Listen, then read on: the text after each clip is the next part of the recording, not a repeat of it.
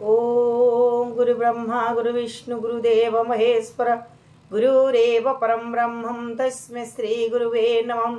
अखंडमंडलाकारं व्याप्तयेनं चराचरं तत्पदं दर्शितं येनं तस्मै श्री गुरुवे नमः। तस्मै श्री गुरुवे नमः। तस्मै श्री गुरुवे नमः। ओम नमो भगवते वासुदेवाय नमः। श्री गणेशाय नमः। श्रीमद्भागवत महापुराण पंचम स्कंद त्रयोविंश अध्याय। गोविंद गोविंद गोविंद पदुगालुछि मकरंद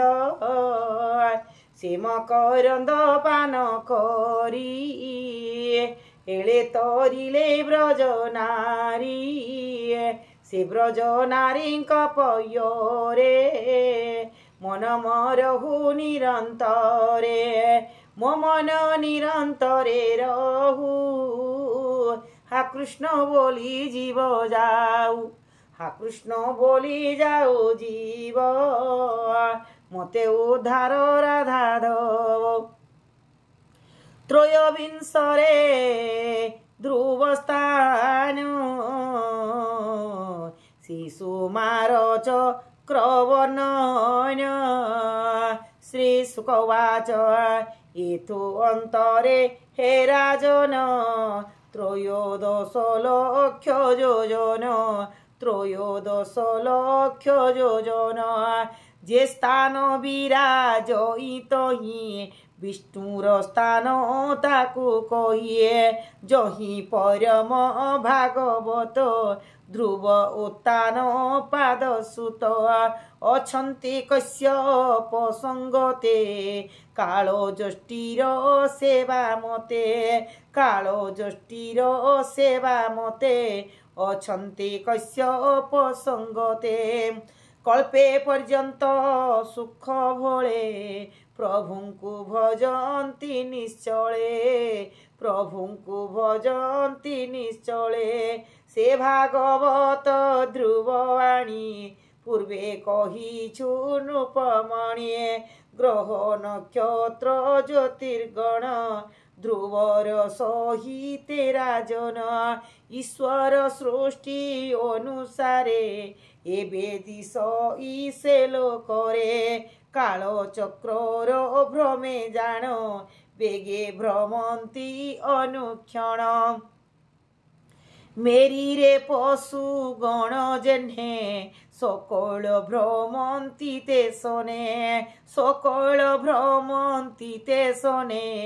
मेरी रे पशु गण जेन्हे मंडल आकार रे तही जे जहा स्थान रे भ्रमये नक्षत्र ग्रह आदि जेते एही प्रकारे से समस्ते कालर चक्रे से भ्रमण बाहर अंतरे भ्रमीण बाहर अंतरे भ्रमीण कल्पांत जाए जे प्रकारे अछन्ति विविध व्यवहारे अछन्ति विविध व्यवहारे शून्य मंडले मेघमाले जेन्हे जाती वायु बले जेन्हे जाती वायु बले जेन्हे सन्नादि पक्षी माने पवन बले थांती शून्य कर्म अधीने ज्योतिर्गणे शून्य रे भ्रमंती ते सने प्रकृति पुरुषर भोग तहिरे हुअन्ति संजोग तहिरे हुअन्ति संजोग कर्म बंधन निमित्तरे पतन नुहन्ति भूमि रे ए अंतरे ए अनंतरे पुनपवर ए ज्योतिश्चक्र शिशुमार ए मंत करी के वर्णई कहिबा शुण मन देई कहिबा शुण मन देई जे प्रभु अखिल कारण वासुदेव जे भगवान ताहांको जोगर मूर्ति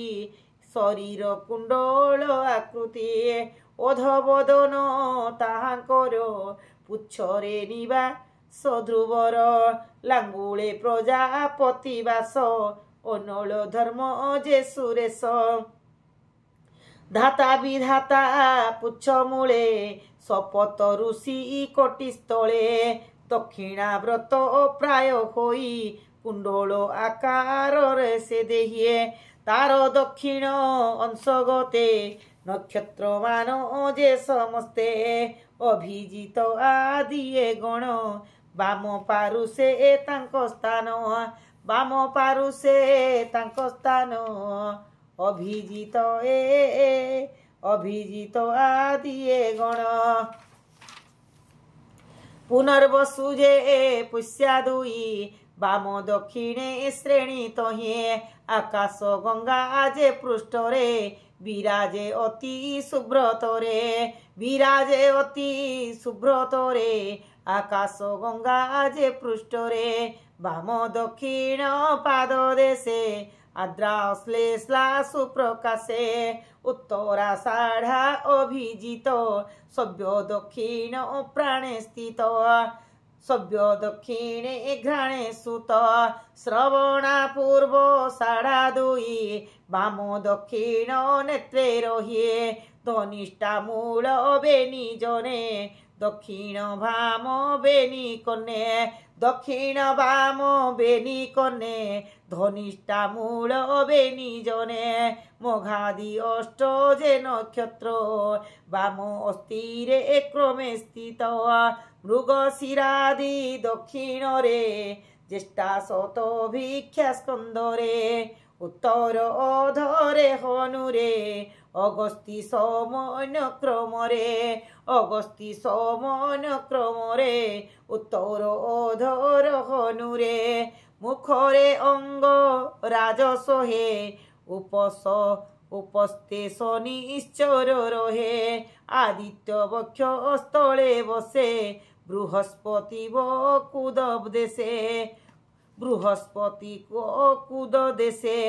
हृदये नारायण स्थिति चंद्रमा मनरे बसन्ते नाभिरे उषोना प्रकाश स्तनरे अश्विनीर वास प्राणो अपानो बुध बसे गलारे राहु जे प्रकाशे सर्व अंगरे केतु स्थान ए अनुक्रमे हे राजन रोम मूलरे तारागण विचित्र रूप नारायण विचित्र रूप नारायण रोम मूलरे तारागण ए रूप सर्व देवमयी जे जन सूची मंत होए संध्यारे देखी स्तव करे अशेष पापु से निस्तरे ए स्तव तुंडे उच्चारिण स्तुति करिव सावधान नमई ज्योति लोकमय कालो अद्भुत जार देह सकल देव स्वामी तुही तु पादे आनंदे नमयी तु पादे आनंदे नमये ग्रह रक्ष जे तारागण सर्वाधिदेव नारायण सर्वाधिदेव नारायण त्रिकाल संध्यारे जे नर स्मरण करे नमस्कार ओहो रात्र रे पाप तार दहन होए नृपवर से प्रभु स्वयं जोगेश्वर अनादि ब्रह्मांड ठाकुर अनादि ब्रह्मांड ठाकुर से प्रभु स्वयं जोगेश्वर से प्रभु स्वयं जोगेश्वर अनादि ब्रह्मांड ठाकुर अनादि ब्रह्मांड ठाकुर ताहांक चरण कमले मो चित्त रहु निरंतरे मो चित्त रहु निरंतरे मो चित्त रहु निरंतरे कहई दास जगन्नाथ भाषा प्रबंधे भागवत कहन्ति दास जगन्नाथ